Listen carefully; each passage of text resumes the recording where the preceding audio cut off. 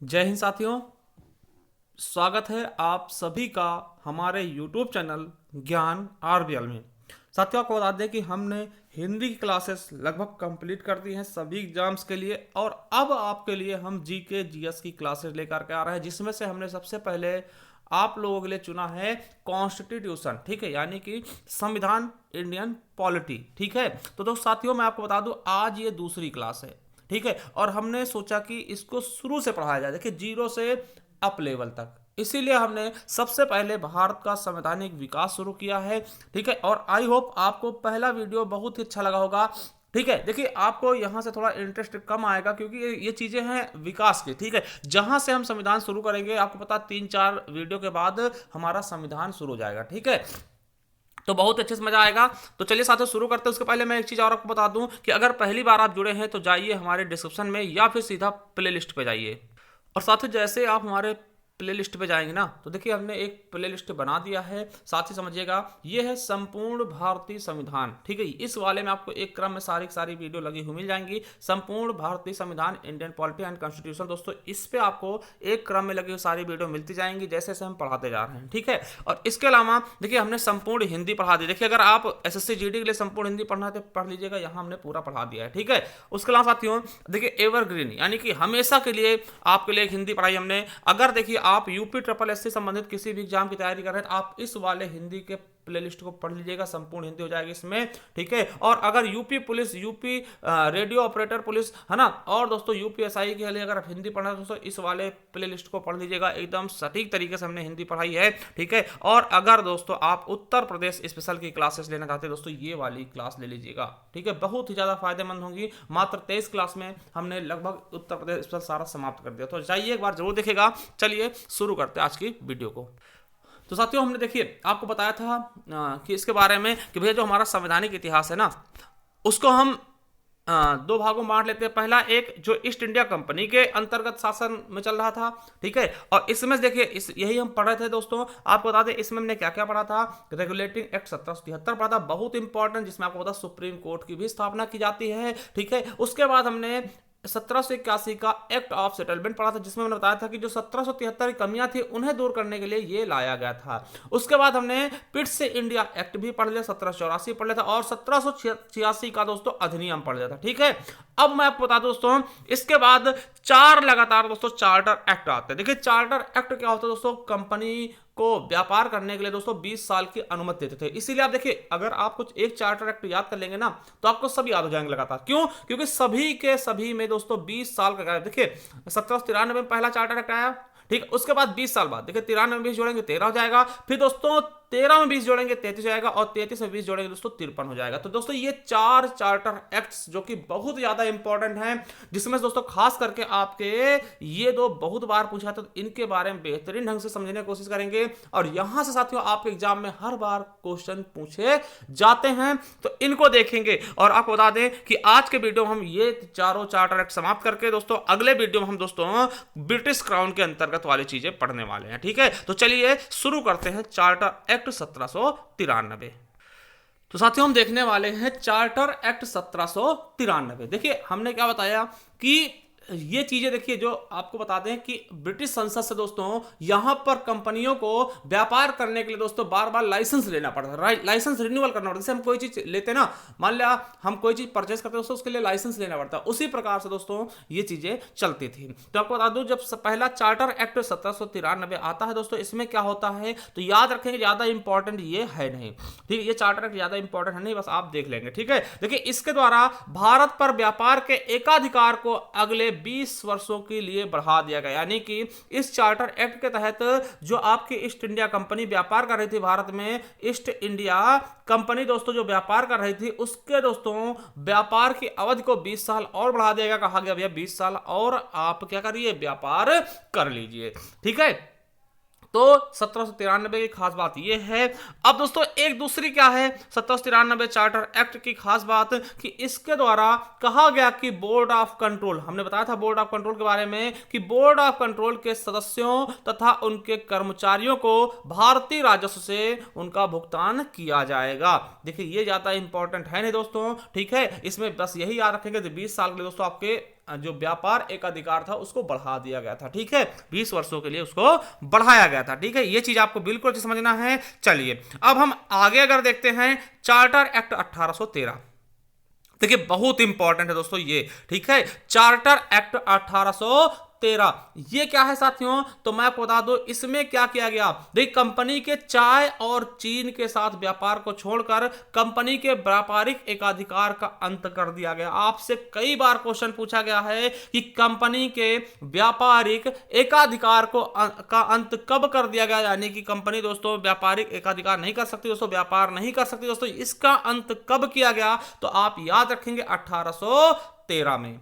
ठीक है, देखिए कंफ्यूज मत होइएगा, 1813 और 33 में लोग कंफ्यूज होते हैं। आपसे पूछेगा कि कंपनी के व्यापारिक एकाधिकार का अंत कब किया गया, तो 1813 के चार्टर एक्ट में। हालांकि दोस्तों कंपनी के साथ चाय और चीन के साथ व्यापार को दोस्तों बनाए रखा। ठीक है, याद रखेंगे, बहुत इंपॉर्टेंट क्वेश्चन है, कईयों बार पूछा गया है ये क्वेश्चन। ठीक है, तो याद कर लेंगे कि कंपनी के साथ दोस्तों व्यापारिक एकाधिकार का अंत कब कर दिया गया। दोस्तों कंपनी के व्यापारिक एकाधिकार का अंत किस चार्टर एक्ट द्वारा किया गया था, 1813, यानी 13 मेरा साथ, यानी कि यहां से साथ छोड़ देगा व्यापार का। ठीक है, चलिए मगर दोस्तों चीनी और चाय, ठीक है, चीन के साथ, देखिए जो हमारा पड़ोसी मुल्क है, ठीक है, उसके साथ दोस्तों व्यापार आप कर सकते थे। ठीक है, ईस्ट इंडिया कंपनी कर सकती थी और चाय का व्यापार कर सकती थी। ठीक है, दूसरा दोस्तों मेन तथ्य 1813 से है, क्या है कि भारत में शिक्षा के विकास के लिए कहा गया कि दोस्तों 1 लाख रुपए प्रतिवर्ष खर्च किए जाएंगे। अब देखिए ये समझिए,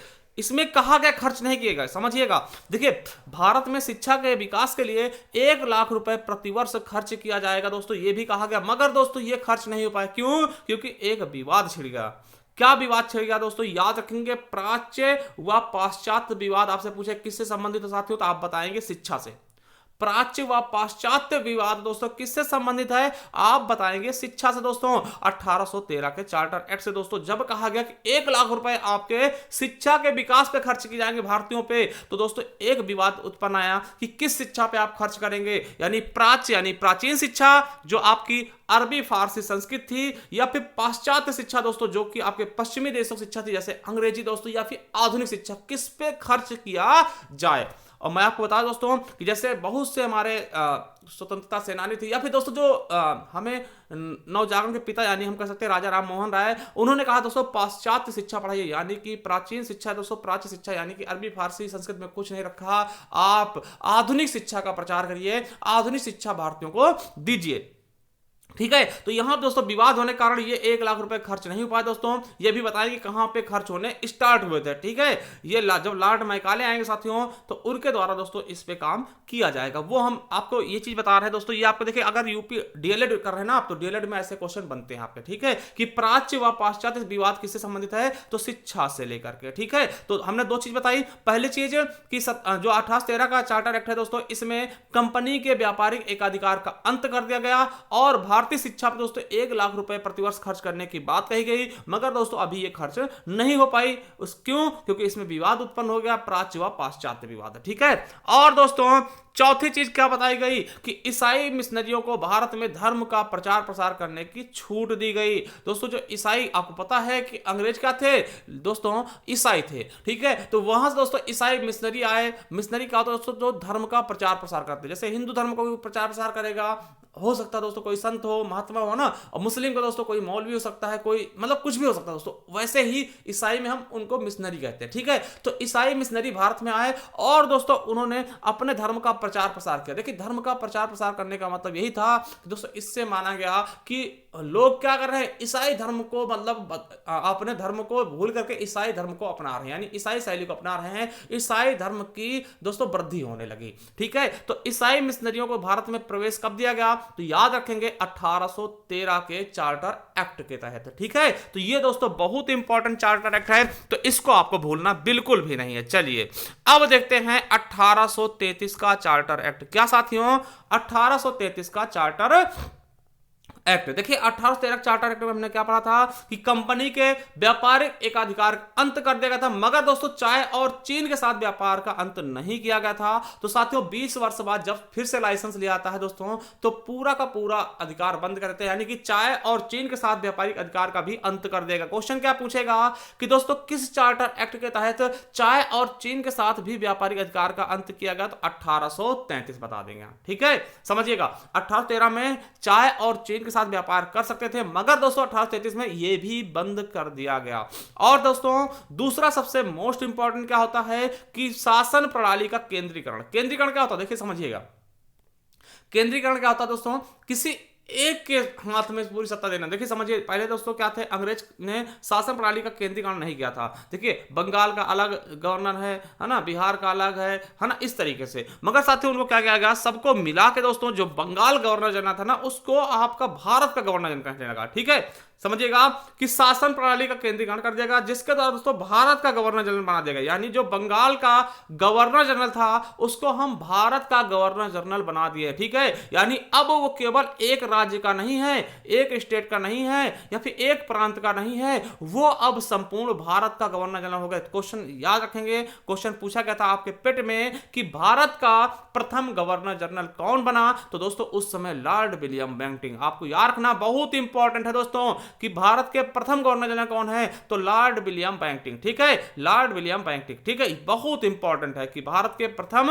गवर्नर जनरल कौन बने, तो लॉर्ड विलियम बेंटिक। तो याद रखेंगे किस एक्ट के तहत बंगाल के गवर्नर जनरल को भारत का गवर्नर जनरल बना दिया गया दोस्तों, तो 1833 के चार्टर एक्ट के तहत बंगाल के गवर्नर जनरल को भारत का गवर्नर जनरल बना दिया गया। और पहले प्रथम गवर्नर जनरल कौन हुए भारत के, तो लॉर्ड विलियम बेंटिक। ठीक है, और 1833 में देखिए दो चीजें आपको हमने बता दी, बहुत अच्छे से आपको याद रखना है। इसमें से पहला क्या है, चाय और चीन के साथ व्यापार का अंत किया गया। दूसरा क्या है कि बंगाल के गवर्नर जनरल का पद बदल के भारत का गवर्नर जनरल कर दिया गया। और वैसे प्रथम गवर्नर जनरल कौन बने, तो लॉर्ड विलियम बेंटिक। ठीक है, ये चीजें आपको बहुत ही अच्छे से याद कर लेनी है। चलिए, और दोस्तों इसी में क्या किया गया, 33 में ही क्या किया गया दोस्तों, बहुत इंपॉर्टेंट है। आपको बता दें कि गवर्नर की परिषद में एक विधि सदस्य को जोड़ा गया। याद रखेंगे, गवर्नर की परिषद, देखिए आपने बताया था कि पहले जब शुरुआत दोस्तों गवर्नर की परिषद बनाई गई थी तब उसमें 4 सदस्य थे, फिर दोस्तों एक सदस्य अगले वाले में एक सदस्य कम कर दिया, यानी 3 बचे थे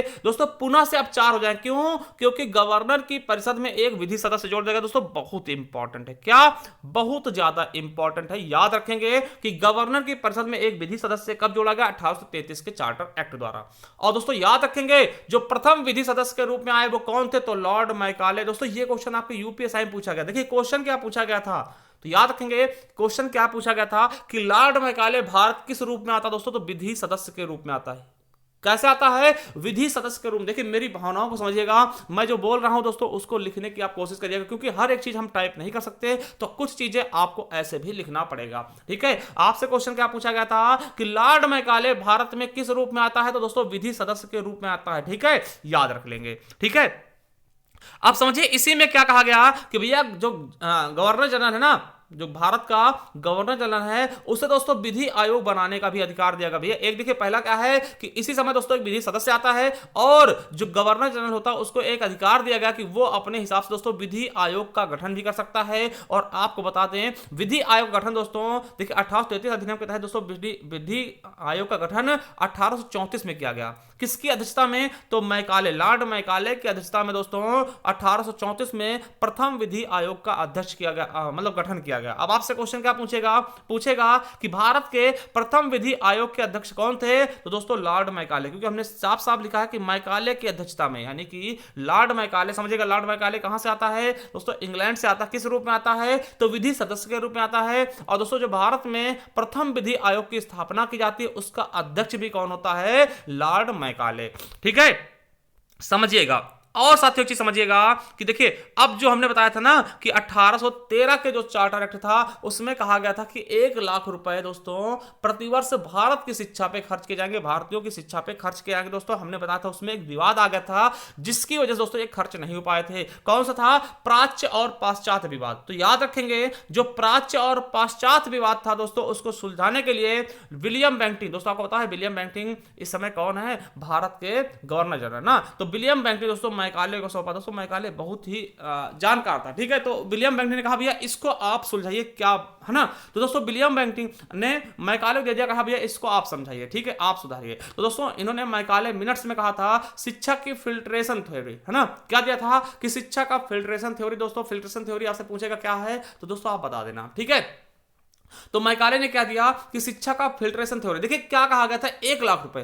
देखिए 1 लाख रुपए जब कहा गया ना, खर्च किया था, तो भैया 1 लाख, देखिए भारत की जनसंख्या बहुत ज्यादा थी, तो 1 लाख रुपए में दोस्तों कुछ होना नहीं था, है ना। भारत की जनसंख्या में कुछ होना था, 1 लाख रुपए कहां खर्च कर दो भैया, 2-3 कॉलेज ही में ही तो 1 लाख लग जाएगा, ठीक उस समय, है ना। तो समझिएगा, तो भैया कहा गया, इसने क्या बोला कि शिक्षा का फिल्ट्रेशन थ्योरी दिया इन्होंने कहा कि पहली चीज इन्होंने किस पे फोकस किया, देखिए प्राच्य या पाश्चात्य, तो आप बताएंगे पाश्चात्य शिक्षा का इन्होंने समर्थन किया, यानी अंग्रेजी शिक्षा का समर्थन किया, यानी कि लॉर्ड मैकाले ने अंग्रेजी शिक्षा पर जोर दिया। आपसे पूछेगा कि भारत में अंग्रेजी शिक्षा के जनक कौन हुए, तो लॉर्ड मैकाले, ये क्वेश्चन आपके यूपीएसआई में पूछा गया, ठीक है। तो भारत में अंग्रेजी शिक्षा के जनक कौन हुए, तो लॉर्ड मैकाले, ठीक है, समझिए। अब फिल्ट्रेशन शिक्षा क्या है, फिल्ट्रेशन थ्योरी क्या है दोस्तों। मैकाले ने, देखिए मैकाले ने साफ साफ कहा था कि भैया हम यहाँ के भारतीयों को मतलब कि ज्यादा मतलब कि विद्वान बनाना चाहते, इनको पढ़ाना चाहते, मगर दोस्तों देखिए एक चीज ये था कि भैया अगर मैकाले ने सोचा कि अगर भारतीय कुछ भारतीयों को अगर हम पढ़ा देते हैं अंग्रेजी,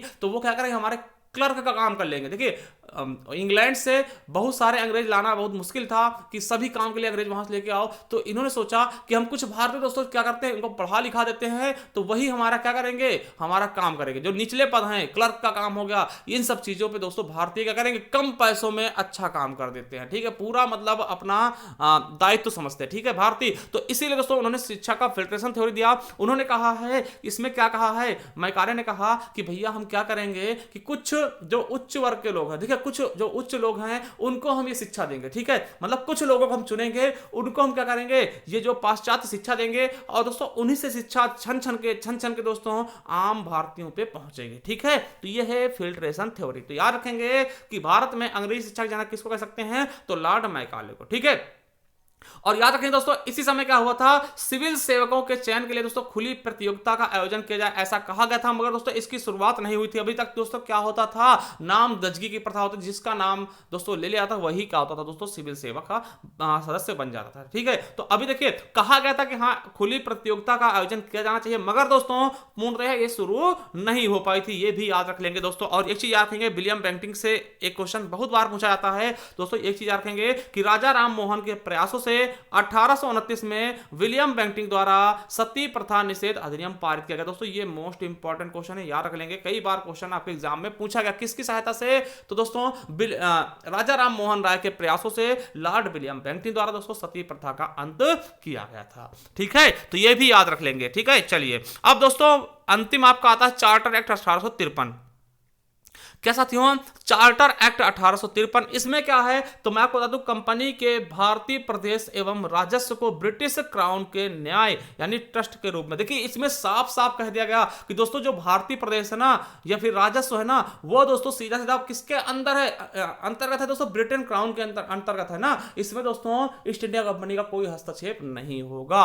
और मैं आपको बता दूं कि कंपनी के विधायी एवं प्रशासनिक कार्यों को बांट दिया गया। और दोस्तों याद रखेंगे ये क्वेश्चन आपके लिए मोस्ट से भी मोस्ट इंपॉर्टेंट हो सकता है, कई बार पूछा गया, आपसे पूछेगा कि भारत में प्रथम बार दोस्तों विधान परिषद की स्थापना कब की गई, तो किस एक्ट के तहत की गई, तो 1853 एक्ट के तहत दोस्तों पहली बार विधान परिषद की स्थापना दोस्तों कर दी गई। तो साथियों ये था आज की क्लास, ठीक है। कुछ चीजें आपको बता दें, देखिए इसमें और क्या चीजें शुरू हुई तो याद रखेंगे, देखिए इसके द्वारा प्रतियोगी परीक्षाओं की शुरुआत की गई। दोस्तों आपको पता होगा कि 1833 में यह कहा गया था कि दोस्तों प्रतियोगी परीक्षाओं की शुरुआत होगी, यानी कंपटीशन जो अभी हम कर रहे हैं दोस्तों, मगर वैसी शुरुआत नहीं हुई थी। तो दोस्तों 1853 में ये चीजें शुरू हो गई थी। और मैं आपको बता दूं कि विधि सदस्य दोस्तों जो मैकाले था उसको पूर्ण सदस्य का दर्जा दिया गया, और बंगाल में एक लेफ्टिनेंट गवर्नर की नियुक्ति भी की गई थी। तो ये चीजें आपके लिए बहुत ज्यादा इंपॉर्टेंट है। कुछ हम नोट्स लेकर के आए, नोट दोस्तों इनको याद कर लीजिएगा, समझ लीजिएगा, यहां से कई बार क्वेश्चन पूछे जा सकते हैं। पहला क्या है कि भारत में सिविल सेवक जनक कौन है, तो आपको बताना होगा, भारत में पूछेगा सिविल सेवक जनक कौन है दोस्तों, तो आप बताएंगे लॉर्ड कॉर्नवालिस। दोस्तों यही कॉर्नवालिस है जो दोस्तों एकमात्र अंग्रेज था जो कि भारत में जिसकी कब्र है, ठीक है। कहां पे है तो गाजीपुर में, हमारे उत्तर प्रदेश के गाजीपुर में कॉर्नवालिस के दोस्तों कब्र है, ठीक है, एकमात्र अंग्रेज जिसका कब्र दोस्तों यहीं पर है, ठीक, भारत में है। तो दोस्तों ये सिविल सेवा का जनक था, ठीक है। अब देखिए भारत में अगर पूरे प्रतियोगी परीक्षाओं को जनक दोस्तों हम लॉर्ड डलहौजी को मान लेते हैं, क्योंकि देखिए प्रतियोगी परीक्षाएं क्या होती है, पहले देखिए सिविल सेवक जनक कौन है, कार्नवालिस थे, मगर साथियों उस समय नाम दर्जगी की चलता था, मतलब जिसका नाम दे देते थे अंग्रेज वही होता सिविल सेवा, ठीक है। मगर दोस्तों जब प्रतियोगी परीक्षा आती है उस समय दोस्तों लॉर्ड डलहौजी का नाम दिया जाता है, ठीक है। चलिए भारत में अंग्रेजी शिक्षा जनक कौन है, तो लॉर्ड मैकाले, हमने बताया था, प्राच्य और पाश्चात्य शिक्षा को भी ने सुलझाया था। और उससे पूछेगा ना कि भारत के प्रथम आईसीएस ऑफिसर कौन बने, सत्येंद्र नाथ टैगोर, ठीक है। और भारत की प्रथम महिला आईपीएस कौन है, किरण बेदी जी हैं। और भारत की प्रथम महिला आईएएस कौन है, तो अन्ना रजा मल्होत्रा। दोस्तों कई बार पूछा गया क्वेश्चन है, ये क्वेश्चन बहुत बार दोस्तों रिपीट हुए हैं। और भारत की प्रथम नेत्रहीन महिला आईएएस कौन है, प्रांजल पाटिल। साथियों तो ये आपके स्क्रीनशॉट लेकर के रख लीजिएगा दोस्तों, स्टेटस लगा लीजिएगा, और दोस्तों इसको याद करिएगा। बहुत ही अच्छे से हमने आपको समझाया, एक एक चीज को समझाया दोस्तों। और मैं आपको बता दूं इसकी पीडीएफ कहां मिलेगी, तो आपको ज्ञान आरबीएल ऑफिशियल चैनल पर टेलीग्राम पे मिल जाएगी, ज्वाइन कर सकते हैं दोस्तों। और किसी भी अगर कोई आप हमसे कुछ पूछना चाहते हो दोस्तों, हमारे इंस्टाग्राम पे आप हमको फॉलो करके पूछ सकते हैं। और एक बार फिर से कहेंगे दोस्तों, जाइए हमारे प्ले लिस्ट पर दोस्तों, ये आपको मिल जाएगा हिंदी के लिए संपूर्ण हिंदी दोस्तों आप पढ़ सकते हैं। UP triple SC exam video junior assistant forest SI के नाम से आपको हमने प्ले लिस्ट बना दिया है। तो एक बार जरूर जाइए दोस्तों, जरूर पढ़िए और बताइए कैसे लगी आपको ये क्लास। थैंक यू, धन्यवाद।